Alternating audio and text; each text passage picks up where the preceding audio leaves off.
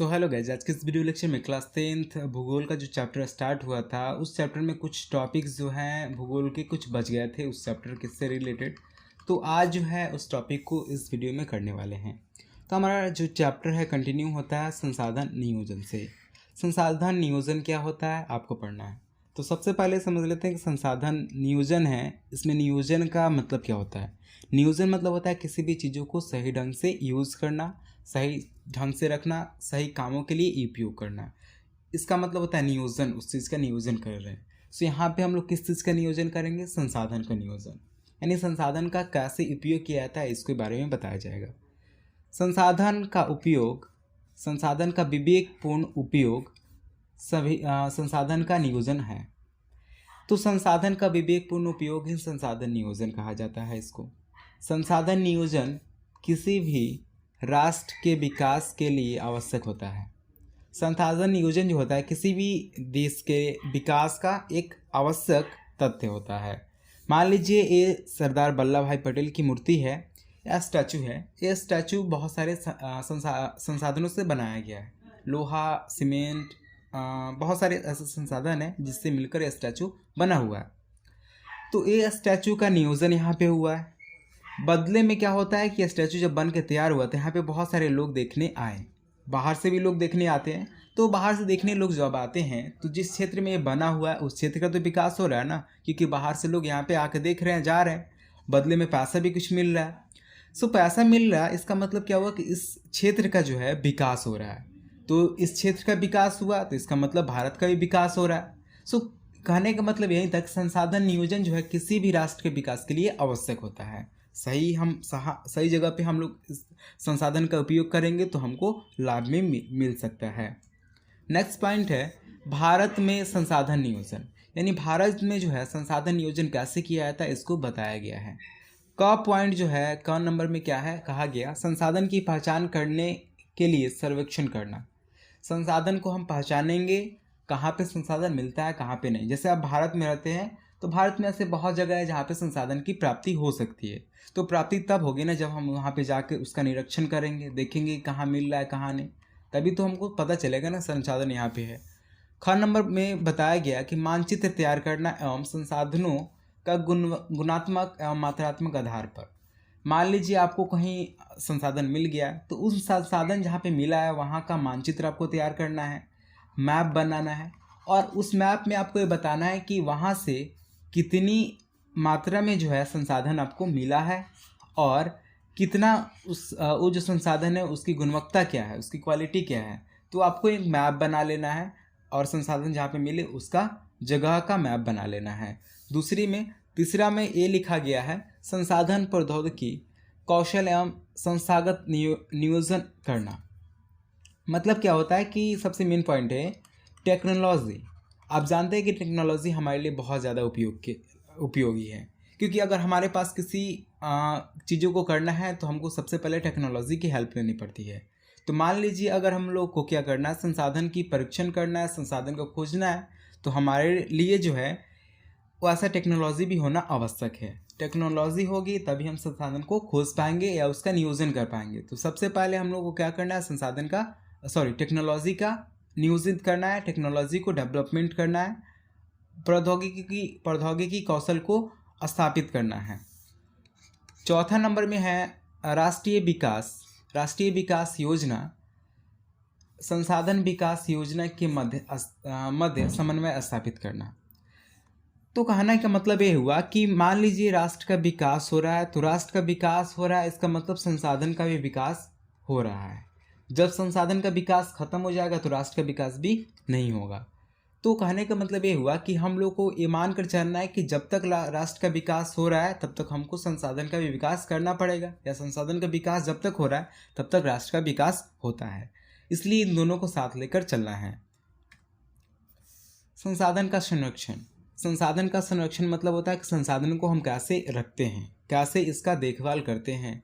क्योंकि अगर आपको पता है कि कोयला जो है या पेट्रोलियम जो है कुछ ही दिन के लिए बचा है, कुछ ही दिन मतलब कुछ ही सालों के लिए बचा है, तो हम जब तक इन चीज़ों को संरक्षण करके नहीं रखेंगे, जब तक इन चीज़ों का देखभाल नहीं करेंगे सही ढंग से या उपयोग नहीं करेंगे, तब तक ये हमारे लिए क्या है, संरक्षित नहीं है।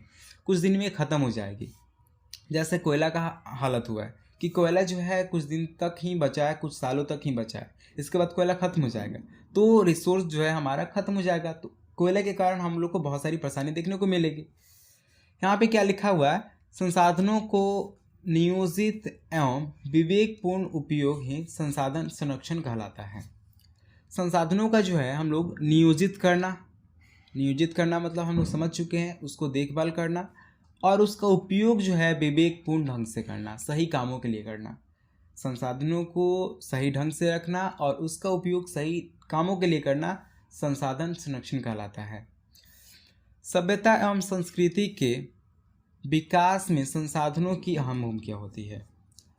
सभ्यता एवं संस्कृति के विकास में जो है संसाधनों की अहम भूमिका होती है। तो कहने का मतलब ये हुआ कि आप फ़ोन से इस वीडियो को देख रहे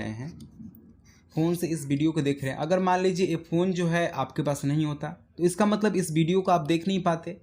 यानी फ़ोन एक रिसोर्स हुआ, तो इस रिसोर्स के ख़त्म होने के कारण आपको बहुत सारी ज्ञानों की प्राप्ति नहीं हो पा रही है। क्योंकि अगर इस फ़ोन से मैं जो पढ़ा रहा हूँ उससे आपको इस ज्योग्राफी की इस चैप्टर के बारे में पता चल रहा है, लेकिन अगर आपके पास फ़ोन ही नहीं होता, अगर आपके पास ये रिसोर्स ही नहीं होता तो क्या आप देख पाते? नहीं देख पाते।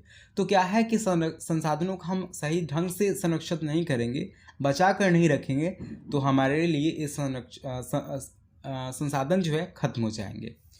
और ये संसाधन है तो इसलिए हमारा सभ्यता और संस्कृति जो है विकास कर रहा है। संसाधनों का अविवेकपूर्ण उपयोग विभिन्न प्रकार के सामाजिक, आर्थिक, सांस्कृतिक एवं पर्यावरणीय समस्याओं को जन्म देती है। अगर हम लोग क्या करेंगे, संसाधन जो है उसका सही ढंग से यूज नहीं करेंगे तो हमारे लिए बहुत सारी प्रॉब्लम सामने आ जाएगी। जैसे सामाजिक प्रॉब्लम आ सकती है, आर्थिक, अगर हमारे पास रिसोर्स नहीं है तो हमारा देश जो है गरीब हो सकता है, उसकी आर्थिक जो है स्थिति कमज़ोर हो सकती है। संस्कृति और पर्यावरणीय समस्या बहुत सारी आ जाएगी। पर्यावरण में बहुत सारे ऐसे प्रदूषण देखने को मिलेंगे हमारे रिसोर्स के नहीं होने के कारण। ये फिगर बहुत कुछ कह रहा है, आप इस फिगर को ध्यान से देखिए। सेव आवर रिसोर्सेज मीन्स अगर हम लोग जो है अपने रिसोर्स को सेव नहीं करेंगे, संरक्षित नहीं करेंगे, संसाधनों का सही ढंग से उपयोग नहीं करेंगे, बचा कर नहीं रखेंगे तो हमारी दुनिया जो है आने वाले समय में ख़त्म हो जाएगी।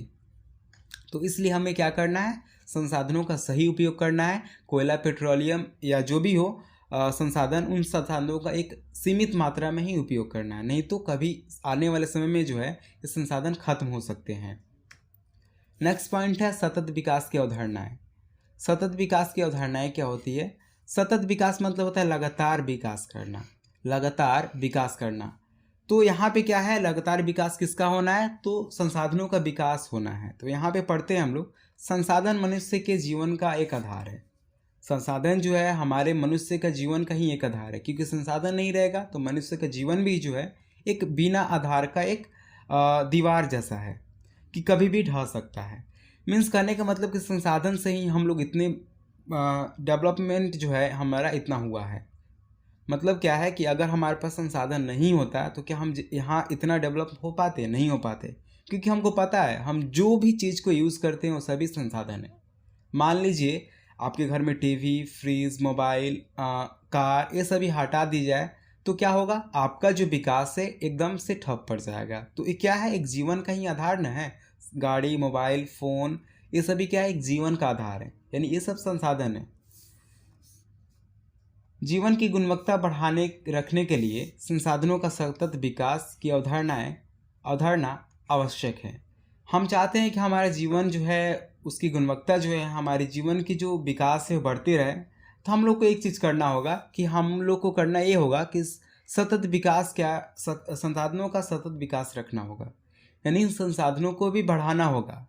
अब संसाधन को कैसे बढ़ा सकते हैं कि हम लोग उसका उपयोग जो है कम कर देंगे।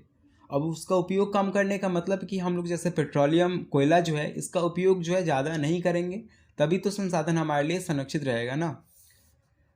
संसाधन प्रकृति द्वारा उपहार है कि अवधारणाएं के कारण मानव ने इसका अंधाधुंध दोहन किया गया है। मानव को ऐसा लगता है, हम लोग को ऐसा लगता है कि संसाधन जो है, कोयला, पेट्रोलियम जो भी है, ये भगवान के द्वारा दिया गया है, यानी भगवान ने इसे उपहार में दिया है। और यही सोचकर जो है हम लोग बहुत ज़्यादा संसाधन का उपयोग कर रहे हैं। अब करने का मतलब कि बहुत ज़्यादा इसका अंधाधुंध उपयोग कर रहे हैं। अब जिस कारण से हमारे जो भारत में जो है संसाधन का जो है बहुत कमी आ गई है, जिसके कारण पर्यावरण समस्याएं उत्पन्न हो गई है। और इसी के कारण जो है पर्यावरण समस्या उत्पन्न हो गई है। अब पर्यावरण समस्या क्या उत्पन्न हो गई है, आगे के स्लाइड में देखेंगे। स्वार्थी होकर मनुष्य ने संसाधनों का विदोहन किया है। कुछ लोग जो है उन लोगों को लगता है कि क्या है, संसाधन से हम बहुत कुछ कर संसाधन को एक लालच के रूप में लेकर उन्होंने बहुत सारा उपयोग किया संसाधन का। जैसे यहाँ पे आप देख सकते हैं, ये जो वन है, ये वन भी एक प्रकार का संसाधन है। कौन सा संसाधन है? तो जैविक संसाधन है, क्योंकि ये जीव जंतु से आ रहा है, हम लोग पढ़ चुके हैं पहले। तो ये संसाधन देख रहे हैं, यहाँ पे पेड़ की बहुत ज़्यादा कटाई हो रही है। अब इस वन में बहुत ज़्यादा पेड़ की कटाई हो गई, इसका मतलब वन खत्म हो जाएगा। खत्म होगा तो हमारा संसाधन भी खत्म हो जाएंगे। तो कुछ ऐसे स्वार्थी लोग जो हैं वो क्या कर रहे हैं, संसाधन का लगातार यूज कर रहे हैं बिना कुछ सोचे समझे, जिस कारण से हम लोग को क्या है, हमारे समाज में बहुत सारी समस्याओं का सामना करना पड़ रहा है।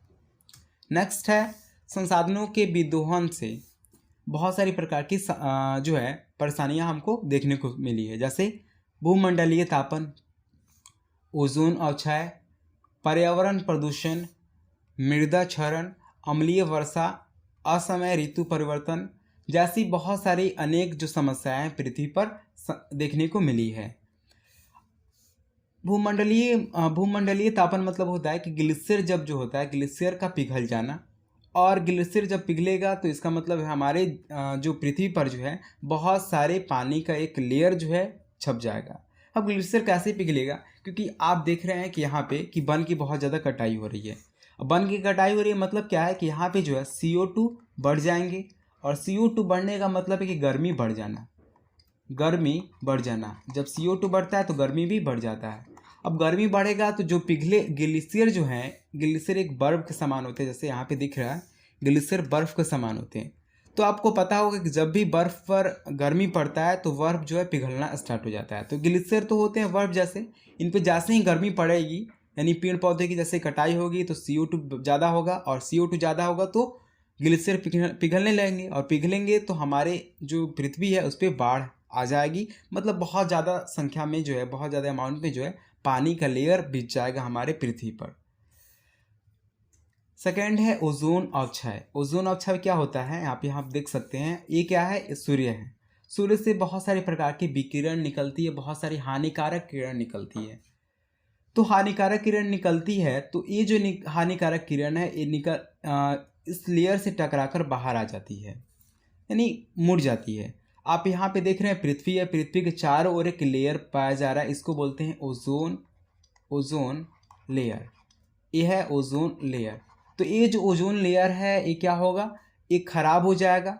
हम लोग बहुत ज़्यादा रिसोर्सेज को यूज़ करेंगे तो ओजोन लेयर जो है इसमें कमी आ जाएगी, ओजोन लेयर पतला हो जाएगा, जिस कारण से जो है सूर्य से निकलने वाले विकिरण जो है लगातार सीधे जो है हमारे पृथ्वी पर पड़ने लगेंगे। और पृथ्वी पर पड़ने का मतलब है कि जब ओजोन लेयर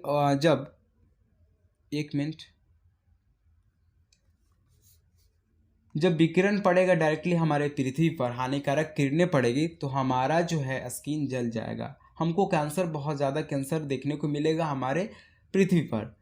तो हम लोग को क्या करना है कि संसाधन का उपयोग कम करना है, जिस कारण से जो हमारा ओजोन लेयर जो है वो खराब नहीं हो, ओजोन लेयर में जो है होल जो है क्रिएट नहीं हो, और होल क्रिएट नहीं होगा तो हमारा ओजोन लेयर सुरक्षित रहेगा, और यहाँ फिर पड़ने वाले विकिरण जो है फिर टकराकर वापस चले जाएंगे। लेकिन जैसे ही ओजोन लेयर खराब होगा तो विकिरण जो डायरेक्टली हमारे पृथ्वी पर पड़ेगा, और पृथ्वी पर जितने भी जीव जंतु हैं उन सभी को कैंसर हो जाएगा। अम्लीय वर्षा भी होती है इसके कारण। मृदा क्षरण मतलब होता है कि जमीन जो है ये कट जाता है, इसको मृदा क्षरण बोलते हैं। तो ये सभी परिवर्तन जो है, ये सभी जो है परिणाम जो है कह सकते हैं, दुष्कर्म जो है, ये सभी देखने को मिलेंगे अगर हम लोग संसाधन का अंधाधुंध उपयोग करते हैं। तो अगर ऐसे इन संसाधनों का दोहन चलता रहा तो पृथ्वी का जैव संसार विनाश हो सकता है। विनाश हो जाएगा, जैव संसार मतलब वन सभी खत्म हो जाएंगे क्योंकि संसाधन रहेंगे ही नहीं। पर्यावरण को क्षति पहुंचाए पर्यावरण को बिना क्षति पहुंचाए भविष्य की आवश्यकताओं के मद्देनजर रखते हुए वर्तमान विकास को कायम रखा जा सकता है, सतत विकास कही जाती है। तो आपसे पूछा जाए कि सतत विकास किसे कहा जाता है, तो भविष्य की आवश्यकताओं को मद्देनजर रखते हुए, यानी भविष्य में संसाधन का उपयोग जो है उसकी हम लोग नज़र रखते हुए हम लोग संसाधन का उपयोग जो है हम लोग सीमित मात्रा में ही करेंगे और भविष्य में अभी जो संसाधन काम के हैं उन्हीं चीज़ों में हम लोग संसाधन का यूज़ करने वाले हैं। वर्तमान विकास को कायम रखा जा सकता है, यानी संसाधन जो है हम लोग सही काम में यूज़ करेंगे ताकि वर्तमान में जो भी विकास हो रहा है वो कायम रहे, और इसी को सतत विकास कही जाती है।